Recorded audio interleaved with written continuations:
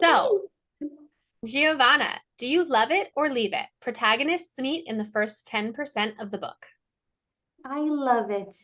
And I think it's not so much me as an author, but I think it's kind of to the reader because I think that the romance part, when the characters are together on the page, is like the engine of historical romance.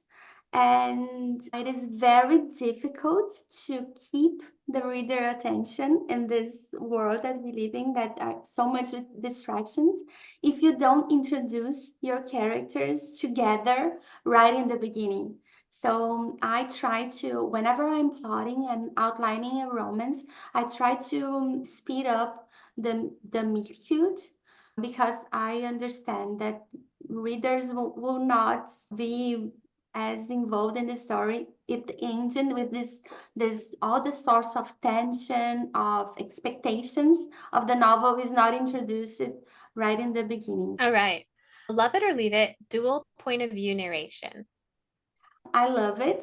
As a reader, I love knowing what both characters are thinking and how the romance is affecting both points of view. And as a writer, I also love it because when I'm designing the characters, I try to choose a flaw for them that are opposites. So while working on the dual point of views, I can expose to the reader how these flaws are changing, how the characters are arcing. So the dual point of view, it's a wonderful opportunity to show the characters reaching each other in their subconscious and their emotions. So I think it's much more rich than seeing just one side of the story. Absolutely. Love it or leave it, third person past tense. It's another convention of the historical romance. Recently, I've been writing a little bit on first person present tense, but it's for another genre. It's for fantasy. But in historical romance, if you write in first person, in present tense, you will not be excited. I saw a lot of authors trying and nobody likes it. So it's kind of a convention. Yeah. Okay. Love it or leave it, third act breakup or dark moment. I love it. Because I think also this is a kind of a very controversial issue in the Instagram. People discuss this all the time. But I think that the way I see story is like you have a problem and this the character in order to solve this problem he has to solve something inside of himself. I call it, and many people does it like this, his sacred flaw. He has to solve his sacred flaw in order to solve this problem.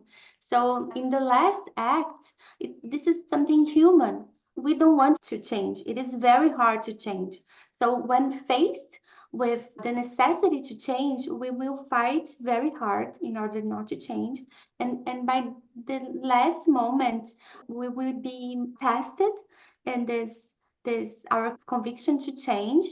And there will be this moment where we try to keep our flaw the way it is. So this is something very human of us to try to keep our identities the same until the very last possible minute. So that's why it works. For my stories, usually my characters are flawed. So in the crisis, they will have to make a choice.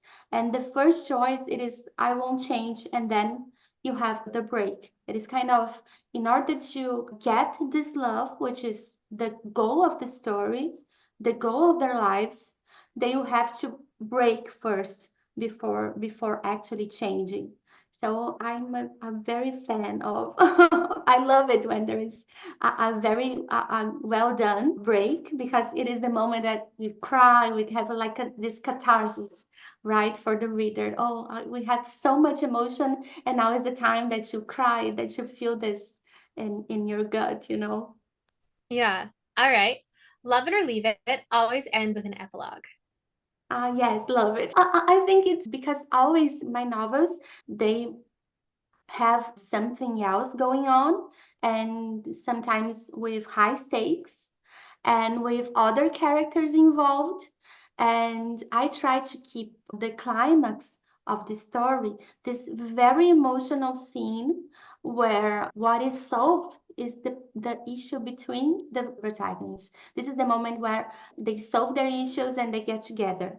And if I were to introduce the ending of the side characters of the story world in the scene, it would get like it would be anticlimactic. We would drain all the tension from this climax scene. So that's why I prefer to include an epilogue where I show to the reader, oh, this is what happens to the side characters. This is what their life will be from now on, and so on. So I like to keep all this amazing tension for the climax, and the epilogue is it's like the closing of the curtains in the cinema. It's this moment. Yeah. All right. And love it or leave it, share research in your author's note. I love it. I love it because it's not something that you are required to read it. If you are a reader and you just finished the story, you don't have to read the author's note. You can simply close the novel. But if you are interested in all the, I think most readers are want to know if is, was that true? What is it true that 90% of the vineyards in Europe died during the phylloxera? Was it true that there was a curse for the Portuguese king? Is it true that there was an earthquake in Lisbon that killed 50% of the population? So there was so many rich factors, and I want to tell to the readers, oh no, it is true, this is true, this is true, this is true, and this is no, this is fiction. So I like to include, I think I owe it to the readers to give them this this this moment of no, this is true, this is not. Just because I try to put a lot of research in the novel, so I think that they most of them they end up with this curiosity, what is real and what is not. Yeah. All right. And my last question is, are there any other romance rules I didn't ask about that you like to play with or break? I think that we talked a little bit about this, but I think there are, I love the tropes of historical romance, and I absolutely love to play with them. And for instance, the one bed. How can we take the one bed trope and create something different and new? So in this novel that I'm working right now, and it is a Regency one because I decided that I want to have a marketable romance. And this one there's going to be one chair. So there's one chair. And I love to the common tropes and turn them something new. And also characters, because we have these archetypes characters in historical romance, like the blue stocking, the spinster, the rake, and the duke, and try to transform them from the cardboard characters that you kind of read one rake and you kind of read them all. They are kind of all the same, and try to really add depth.